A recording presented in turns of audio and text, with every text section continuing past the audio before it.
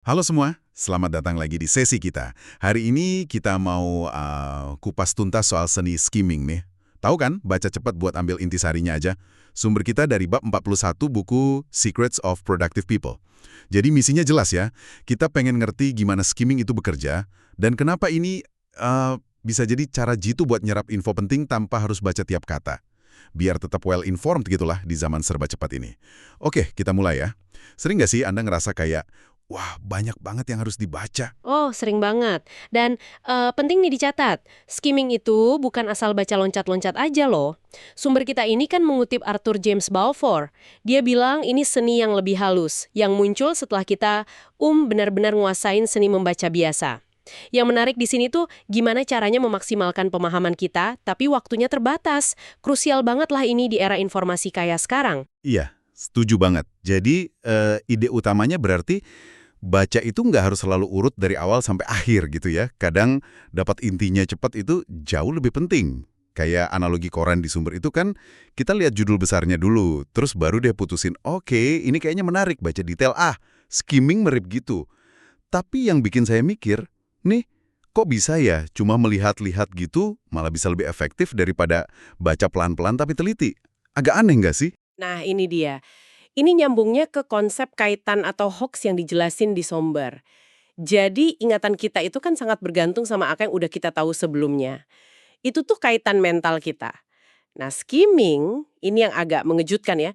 Justru bantu kita bikin kerangka atau peta mental topik itu dengan cepat. Bahkan buat topik yang kita baru banget denger. Dan ini nih yang mungkin paling nggak biasa dari sumber ini.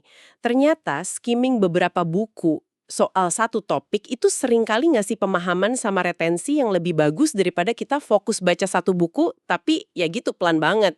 Kita jadi bangun fondasi yang lebih luas. Wah, itu benar-benar mengubah cara pandang sih. Oke, oke. Kalau gitu gimana caranya biar efektif? Maksudnya di kehidupan nyata gitu. Sumbernya kan ada kasih tips praktis tuh. Selain yang umum kayak lihat daftar isi atau judul bab gitu. Betul, betul. Selain itu, yang ditekankan banget di sumber itu adalah pakai indeks. Indeks di belakang buku itu loh. Itu tuh kayak mesin pencari tapi buat buku fisik. Contohnya gini, misal Anda pengen cari info soal John Keats. Tinggal buka indeks, dalam hitungan menit udah bisa lompat ke semua halaman yang relevan di beberapa buku sejarah atau puisi. Cepet banget, jadi ini bukan baca males ya, tapi lebih ke baca strategis. Kita jadi bisa, identifikasi bagian mana yang paling berharga, terus bisa lewatin aja bagian yang isian atau kurang penting buat tujuan kita saat itu. Masuk akal, masuk akal. Jadi fokus ke yang penting aja ya. Nah, sekarang coba kita balik nih mikirnya. Kalau kita tahu orang tuh seringnya skimming, pas kita nulis sesuatu, gimana caranya biar pesan utamanya gampang ditangkap? Sumber ini kan nyaranin niru struktur artikel koran gitu ya? Iya, struktur itu emang efektif banget. Judulnya langsung kasih inti, terus paragraf pertama itu kayak ringkasan eksekutifnya gitu. Baru deh detailnya menyusul. Contoh judul Anak Neverland dan Laba-laba beracun yang disebut di sumber itu kan langsung ngasih gambaran besar ya kan? Struktur kayak gini tuh ngasih kaitan di awal buat semua pembaca. Mau yang cuma skimming kek atau yang baca sampai tuntas kek, sama-sama dapat. Pesannya jadi lebih gampang dicerna gitu loh, karena kerangkanya udah jelas dari depan. Dan ini nggak cuma buat berita aja, tapi bisa buat email, laporan, materi presentasi, macem-macem lah. Oke, berarti intinya memudahkan pembaca ya.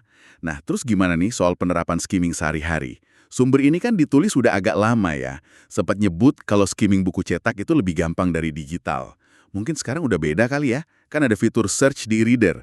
Walaupun saya pribadi kadang masih lebih enak nandain buku fisik sih kalau lagi skimming. Ya, teknologi pasti berkembang ya, tapi prinsipnya sih tetap sama. Sumber ini juga ngenalin ide reverse skimming. Jadi kita kayak mindai ulang materi yang dulu pernah kita baca detail. Buat nginget-nginget lagi atau buat revisi. Ini berguna banget loh. Ada juga ide reskimming. Jadi buku yang dulu cuma di-skim, kita skim ulang. Seiring waktu pengetahuan kita nambah, mungkin kita bisa nangkap makna yang beda. Secara psikologis juga, ini bantu kita lepas dari kebiasaan, aduh harus mulai dari awal lagi nih kalau kita sempat berhenti baca buku di tengah jalan. Jadi lebih fleksibel lah pendekatannya ke buku, nggak harus linear terus. Oke, jadi kesimpulannya, nih buat Anda semua yang dengerin, skimming itu bukan cara curang atau baca malas ya, Tapi ini tuh teknik cerdas buat ngelola informasi biar lebih efisien. Tujuannya dapat pemahaman maksimal dengan waktu minimal. Alat bantu yang, wah, berharga banget lah. Tepat sekali. Nah, ini ada satu pertanyaan penutup nih buat Anda renungkan. Kita kan tadi bahas skimming buku ya. Gimana kalau pola pikir skimming ini nangkep intisari, identifikasi poin kunci cepet-cepet, milah mana yang relevan, Anda coba terapkan di area lain yang juga banyak banget informasinya. Contohnya pas lagi rapat manjang gitu, atau pas ngadepin inbox email yang penuh sesak, atau mungkin pas lagi ngerencanain proyek kerja Anda. Kira-kira gimana pendekatan memindai intisari ini bisa mengubah cara Anda berinteraksi sama informasi dan mungkin juga produktivitas Anda secara keseluruhan? Coba dipikirin deh.